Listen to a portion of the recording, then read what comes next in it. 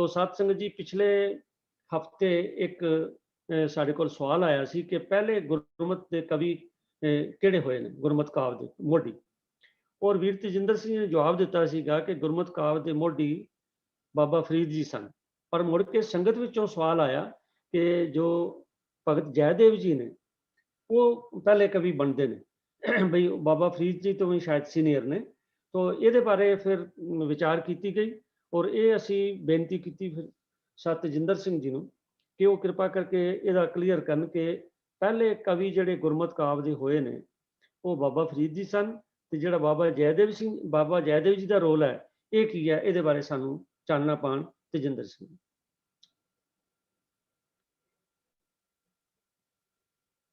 वाहिगुरू जी का खालसा वाहिगुरू जी की फतेह। पिछली वारी जो ये सवाल आया सीगा तो उसके विच असी जो साडे कोल इनफॉर्मेशन अवेलेबल सी उस इनफॉर्मेशन के आधार के उत्ते असी ये पाया सीगा कि जिहड़े भगत फरीद जी ने उन्हां दा जन्म जिहड़ा है पहले होया है और बाकी कबीर साहब और दूसरे जिहड़े हैं उन्हां दा जन्म जिहड़ा है उन्हां तो बाद दी सदी दे विच होया है। तो जो असी पिछली बारी जो सवाल किया कि भगत जोड़े जयदेव जी हैं उन्होंने जो जीवन काल है वो इस तो पहले का लगता है। तो पहली जी जानकारी असी जयदेव दे भगत जी के बारे देखा सी तो उन्होंने समा जरा कन्फ्यूजन सीगा कि जो all about Sikhs your gateway to Sikhism दे विचों असी इनफॉर्मेशन लई सी ਤਾਂ ਉਹਦੇ ਵਿੱਚ ਜਿਹੜੇ ਉਸ ਸਮੇਂ ਦੇ ਉੜੀਸਾ ਦੇ ਰਾਜੇ ਸਨ ਰਾਜਾ ਕਰਨ ਮਾਲ ਉਹਨਾਂ ਦਾ ਪੀਰੀਅਡ 1142 1156 ਬਣਦਾ ਸੀਗਾ ਤੇ ਰਾਜਾ ਪੁਰਸ਼ੋਤਮ ਦੇਵ ਦਾ 1170 ਤੋਂ 1180 ਦਾ ਬਣਦਾ ਸੀ। ਇਹ ਦੋਨੋਂ ਉੜੀਸਾ ਦੇ ਰਾਜੇ ਸਨ ਤੇ ਉਹਦੇ ਵਿੱਚ ਇਹ ਬਿਆਨ ਕੀਤਾ ਗਿਆ ਸੀਗਾ ਕਿ ਭਗਤ ਜੈਦੇਵ ਜੀ ਜਿਹੜੇ ਉਹਨਾਂ ਦੇ ਸਮੇਂ ਜਿਹੜੇ ਹਨ ਉਹ ਮਸ਼ਹੂਰ ਹੋਏ ਹਨ।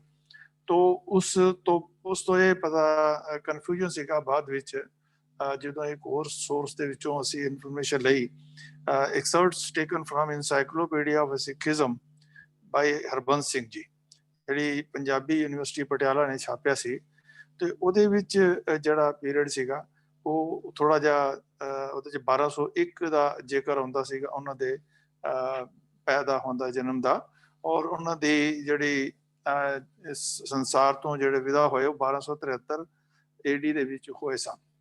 तो इस कन्फ्यूजन ਦੇ ਵੀ ਦੇਖਦੇ ਆਏ ਉਦੋਂ ਅਸੀਂ ਇਹ ਫੈਸਲਾ ਕੀਤਾ ਸੀਗਾ ਕਿ ਭਗਤ ਫਰੀਦ ਜੀ ਜਿਹੜੇ ਹਨ ਉਹੀ ਜਿਹੜੇ ਹਨ ਉਹ ਗੁਰਮਤਿ ਕਾਵਿ ਦੇ ਜਿਹੜੇ ਮੋਢੀ ਹਨ। ਲੇਕਿਨ ਹੁਣ ਇਸ ਜਿਹੜਾ ਪਿਛਲੀ ਵਾਰੀ ਸਵਾਲ ਆਇਆ ਸੀਗਾ ਉਸ ਦੇ ਵਿੱਚ ਜਦੋਂ ਅਸੀਂ ਦੁਬਾਰਾ ਇਸ ਨੂੰ ਦੇਖਿਆ ਹੈ ਤਾਂ ਉਹਦੇ ਵਿੱਚ ਸ੍ਰੀ ਗੁਰੂ ਗ੍ਰੰਥ ਸਾਹਿਬ ਦੇ ਜਿਹੜੀ ਰਚਨਹਾਰ ਦੇ ਬਾਰੇ ਜਿਹੜੀ ਇਨਫੋਰਮੇਸ਼ਨ ਦਿੱਤੀ ਹੋਈ ਹੈ ਉਹਦੇ ਵਿੱਚ ਪ੍ਰਚਲਿਤ ਮਤ ਦੇ ਅਨੁਸਾਰ ਆਪ ਭਗਤ ਜੀ ਦਾ ਜਨਮ 1170 ਈਸਵੀ ਵਿੱਚ ਬੰਗਾਲ ਦੇ ਬੀਰਭੂਮ ਜ਼ਿਲ੍ਹੇ ਵਿੱਚ ਹੋਇਆ ਹੈ। ਭਾਈ ਕਾਨ ਸਿੰਘ ਨਾਭਾ ਜੀ ਨੇ ਵੀ ਇਸ ਦੇ ਬਾਰੇ ਭਗਤ ਜੀ ਦੇ ਜੀਵਨ ਦੇ ਬਾਰੇ ਲਿਖਿਆ ਹੈ। ਤੋ ਜਦੋਂ ਅਸੀਂ ਇਸ ਨੂੰ ਹੋਰ ਅੱਗੇ ਵਧਾਇਆ ਤੇ ਗੂਗਲ ਦੇ ਵਿੱਚ ਅਸੀਂ ਚੈੱਕ ਕੀਤਾ ਤੇ ਗੂਗਲ ਦੇ ਵਿੱਚੋਂ ਉਹਨਾਂ ਦਾ ਜਨਮ ਜਿਹੜਾ ਹੈ ਉਹ 1177 ਕ੍ਰਿਸਚਨ ਏਰਾ ਦੇ ਵਿੱਚ ਜਿਹੜਾ ਹੈ ਦੱਸਿਆ ਜਾਂਦਾ ਹੈ ਔਰ ਉਹਨਾਂ ਦੇ ਜਿਹੜਾ ਸੰਸਾਰ ਤੋਂ ਵਿਦਾ ਹੋਣ ਦਾ ਜਿਹੜਾ ਪੀਰੀਅਡ ਹੈ 1245 ਉੜੀਸਾ ਵਿੱਚ ਲਿਖਿਆ ਗਿਆ ਹੈ।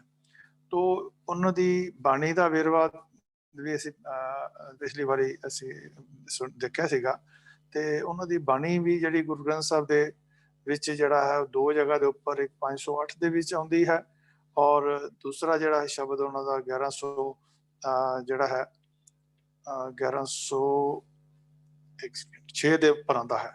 ਤੇ ਜਿਹੜਾ 1106 ਦੇ ਵਿੱਚ ਰਾਗ ਮਾਰੂ ਬਾਣੀ ਜੈਦੇਵ ਜੀ ਕੀ ਆਂਦੀ ਹੈ ਚੰਦ ਸਦ ਭੇਦਿਆ ਨਾਦ ਸਤ ਪੂਰਿਆ ਸੂਰ ਸਤ ਖੋੜ ਸਦਤ ਕੀਆ।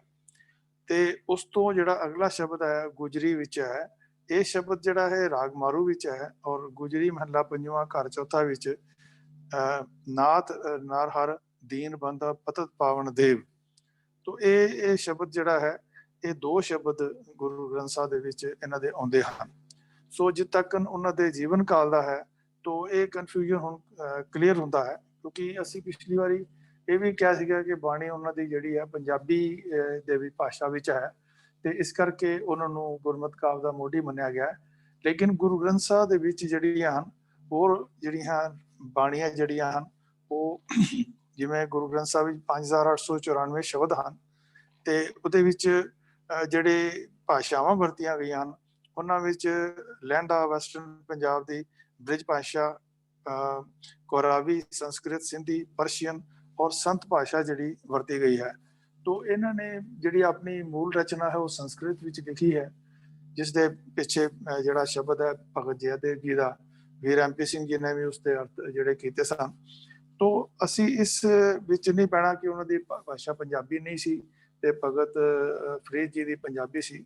ਤੋ ਇਸ ਕਰਕੇ ਅੱਜ ਅਸੀਂ ਇਸ ਵਿਚਾਰ ਤੇ ਪਹੁੰਚੇ ਹਾਂ ਕਿ ਭਗਤ ਜਯਦੇਵ ਜੀ ਹੀ ਜਿਹੜੇ ਗੁਰਮਤਿ ਕਾਵਿ ਦੇ ਜਿਹੜੇ ਹਨ ਮੋਢੀ ਹਨ, ਜਿਨ੍ਹਾਂ ਦਾ ਜਨਮ ਜਿਹੜਾ ਹੈ ਉਹ 1173 ਈਸਵੀ ਦੇ ਵਿੱਚ ਹੋਇਆ ਹੈ।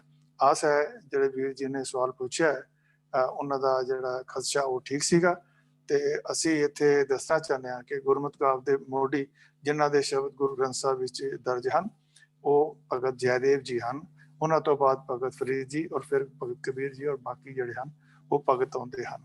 ਆਸ ਹੈ ਵੀਰ ਜੀ ਨੂੰ ਇਸ ਨਾਲ ਤਸੱਲੀ ਹੋ ਗਈ ਹੋਵੇਗੀ। ਹੋਰ ਕਿਸੇ ਵੀਰ ਕੋਲ ਕੋਈ ਇਸ ਬਾਰੇ ਵਿਚਾਰ ਹੋਣ ਤਾਂ ਉਹ ਜ਼ਰੂਰ ਦੇ ਸਕਦੇ ਹਨ। ਵਾਹਿਗੁਰੂ ਜੀ ਕਾ ਖਾਲਸਾ ਜੀ ਕੀ ਫਤਿਹ। ਤੋ ਵੀਰ ਤੇਜਿੰਦਰ ਸਿੰਘ ਜੀ ਨੇ ਤਰੀਕਾ ਸਹਿਤ ਸਾਨੂੰ ਸਾਰਾ ਖੋਜ ਕਰਕੇ ਦੱਸਿਆ। ਅਸਲ 'ਚ ਜਿਹੜੀ ਹਿਸਟਰੀ ਹੈ ਇਹ ਐਕਸਪਲੇਨ ਕਰਨੀ ਸਭ ਤੋਂ ਔਖੀ ਹੁੰਦੀ, ਖਾਸ ਕਰਕੇ ਜਿਹੜਾ ਕ੍ਰੋਨੋਲੋਜੀਕਲ ਆਰਡਰ 'ਚ ਦੇਣਾ ਹੁੰਦਾ ਹੈ, ਇਹਦੇ ਲਈ ਬੜੀ ਮਿਹਨਤ ਚਾਹੀਦੀ ਹੈ ਕਿਉਂਕਿ ਕਈ ਤਰ੍ਹਾਂ ਦੀ ਕੰਟਰਡਿਕਸ਼ਨਸ ਹੁੰਦੀਆਂ ਨੇ।